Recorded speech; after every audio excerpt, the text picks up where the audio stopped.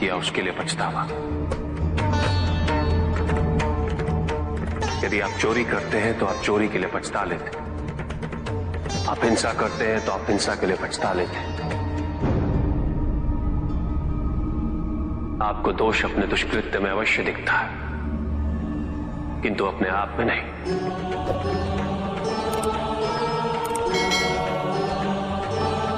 क्योंकि दोष आप अपने से बाहर ढूंढते हैं, उसके कारण अपने से पृथक करके देखना चाहते हैं।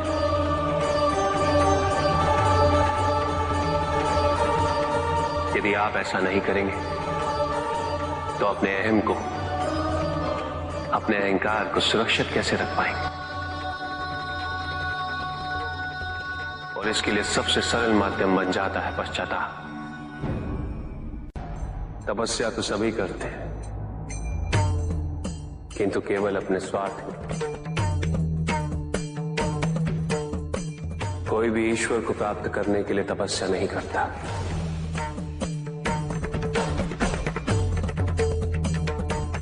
कोई भी तपस्या इसलिए नहीं करता कि उसकी भक्ति उसके आराध्य तक पहुंच जाए। मृत्यु चाहते हो, मुक्ति चाहते हैं, किंतु मृत्यु से मुक्ति प्राप्त नहीं होती। ना ही मृत्यु जीवन का अंत होती। सृष्टि ही जीवन है, प्रकाश ही जीवन। और यदि जब हम नेत्र खोले और हमें प्रकाश की अनुभूति ना हो, तो इसका यह अर्थ नहीं कि प्रकाश कहीं नहीं। प्रकाश है। आवश्यकता है तो अपने नेत्र खोलकर अंधकार के परे दे दे।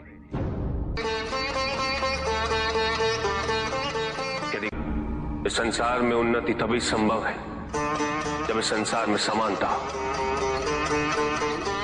बराबरी। कि कोई सर्वशक्तिशाली ही नहीं रहेगा तो कोई निर्बल नहीं होगा। यदि कोई बड़ा नहीं होगा तो कोई छोटा ही नहीं रह पाएगा। शक्ति के इस असंतुलन को संतुलित रखना अनिवार्य है, क्योंकि ईर्ष्यापूर्ण प्रवृत्ति व्यक्तिगत होती, वो केवल अपने स्वार्थ, अपने उद्धार तक ही सीमित रहती। ईर्ष्या ही वो विष है जो व्यक्ति के हृदय में ना हारने की महत्वाकांक्षा को जन्म देती।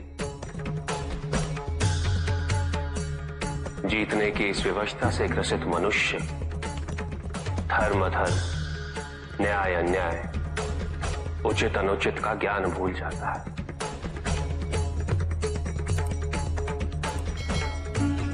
संवेदना, करुणा भूल जाता है। उसे स्मरण रहता है तो केवल जीतना, भले ही वो छल कपट के माध्यम से ही क्यों ना हो। एक असुर था, एग्रिप्ट। एक दिन वो ब्रह्मलोक गया।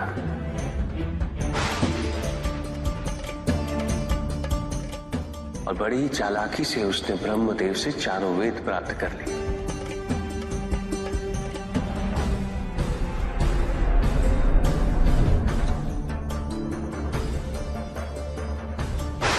और जाके समुद्र में छुप गया, क्योंकि सारा ज्ञान वेदों में निहित है। इसीलिए संसार से सारा ज्ञान चला गया। जब अज्ञानता का अंधकार फैलता है तो अधर्म बढ़ने लगता है। भगवान विष्णु सब देख रहे थे। उन्हें ज्ञान था कि शीघ्र पृथ्वी लोक पर प्रलय आने वाला है। एग्रिप्ट के साथ चारों वेद भी लुप्त होने का भय था। ब्रह्मदेव सृजन करता है। वेदों के अभाव में पुनर्जन्म की प्रक्रिया को पुनर्स्थापित करना अत्यंत कठिन। इसीलिए हैग्रीव से उन वेदों को पुनः प्राप्त करना अनिवार्य था। तो भगवान विष्णु ने क्या किया? भगवान विष्णु ने एक मत्स्य रूप धारण किया। वो एक मछली बने और नदी में उतरे। राजा सत्यव्रत स्नान कर रहे थे। एक छोटी सी मछली उनके हाथ में आ गई। इतनी छोटी मछली? भगवान विष्णु? हाँ, राजा सत्यव्रत उस मछली को जल में छोड़ने जा ही रहे थे कि उस मछली ने बड़ी मछलियों का भय जताते हुए उनसे विनती की। उनसे कहा कि वो उसे अपने साथ ले चले। राजा सत्यव्रत अत्यंत दयालु थे। मछली को अपने कमंडल में शरण दे दी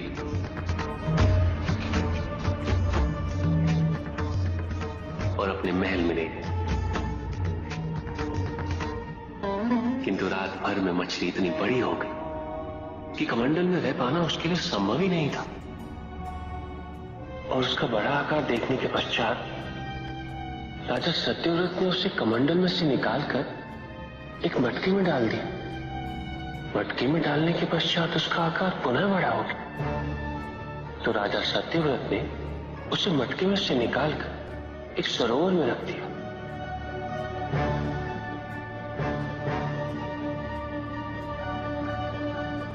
किंतु उस एक ही रात में सरोवर में रखने के पश्चात भी उसका आकार इतना बड़ा हो गया कि उसे नदी में रखना पड़ा। किंतु नदी में रखने के पश्चात भी उसका आकार पुनः बड़ा हो और इतना बड़ा हो गया कि यदि उसे महासागर में नहीं रखा जाता तो उसकी मृत्यु निश्चित थी। राजा सत्यव्रत उसे महासागर की ओर ले गए।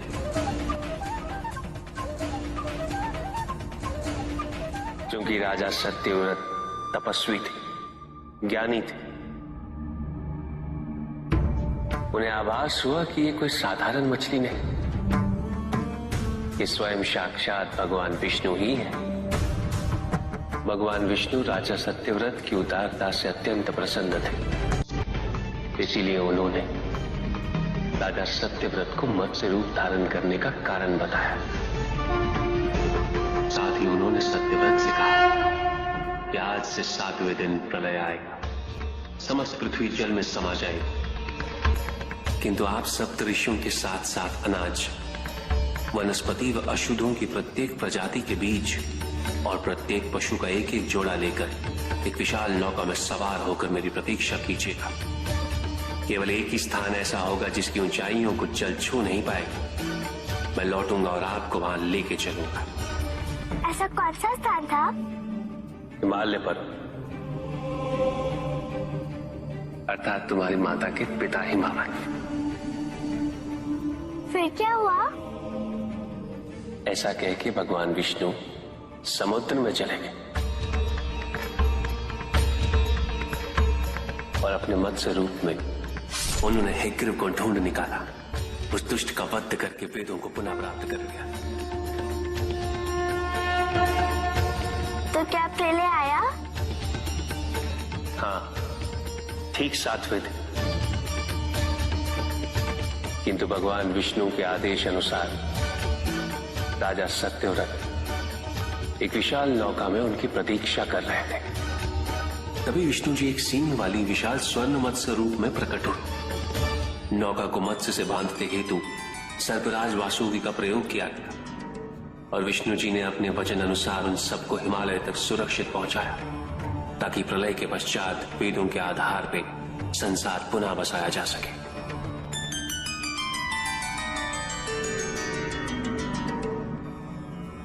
राजा सत्यव्रत मनु कहलाए। मनु अर्थात मानव जाति के प्रणजनक। इसी प्रकार भगवान विष्णु ने न केवल वेदों को पुनः प्राप्त कर लिया, अपितु समस्त संसार का कल्याण भी। अर्थात भगवान हर संकट में अपने भक्तों की सहायता अवश्य करते हैं। अस्थिरता तो केवल अविश्वास से आती है। स्थिरता के लिए विश्वास अनिवार्य है। विश्वास और शांति की निरंतरता बनाए रखना कैसे संभव है? इस नकारात्मकता का प्रसार हम कैसे रोकें प्रभु? केवल इस जागरूकता से कि सब कुछ अहम से संबद्ध नहीं। जब भी किसी व्यक्ति के कार्य में अहम भाव प्रबल हो तो अहंकार व्यक्ति जैसा भी हो उसे अस्तित्व केवल वैसा ही प्राप्त होता है। व्यक्ति यदि अपने कर्मों के लिए अपने को उत्तरदायी समझे तो वो स्वतंत्र था। जब तक व्यक्ति किसी और को उत्तरदायी समझेगा तब तक वो निर्भर रहेगा। व्यक्ति यदि ये सोचे कि उसके दुख का कारण कोई और है तो वो सुखी कैसे रह पाएगा? यह असंभव है, क्योंकि दूसरों को परिवर्तित करना उसके वश में नहीं। वो तो केवल अपने आप को परिवर्तित कर सकता है। यही एक स्वतंत्रता है उसके पास। जो पीड़ा है, जो कष्ट है, वो व्यक्ति के अपने फल है, अपने निर्णय के फल। और जिस दिन वो अपने निर्णय परिवर्तित कर ले उसी दिन उसके जीवन में परिवर्तन भी आ जाएगा। जिन्होंने जीवन के प्रति घृणा सिखाई उन सभी व्यक्तियों ने पृथ्वी को नर्क बनाने में अपना योगदान दिया।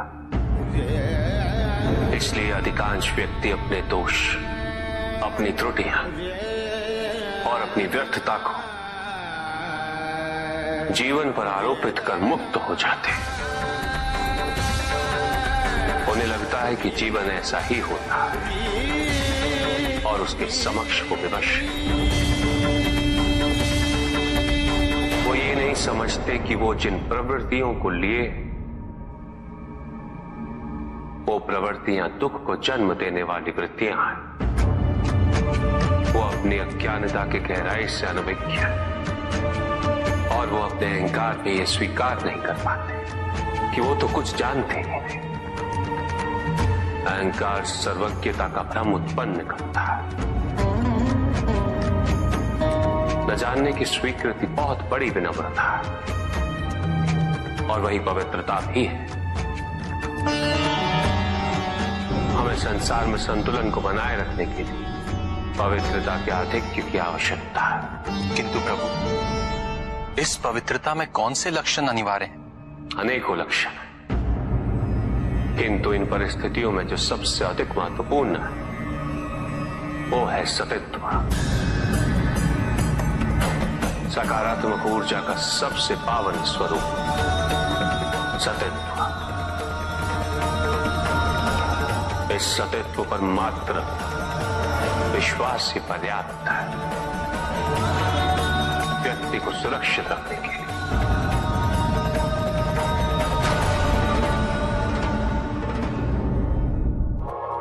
एक बार व्यक्ति सतित्व पर विश्वास कर ले तो नकारात्मकता सदैव के लिए दूर हो जाती है और संतुलन स्थापित होता है। अहंकार तो हानिकारक है ही, किंतु सतित्व पर अहंकार घातक होता है।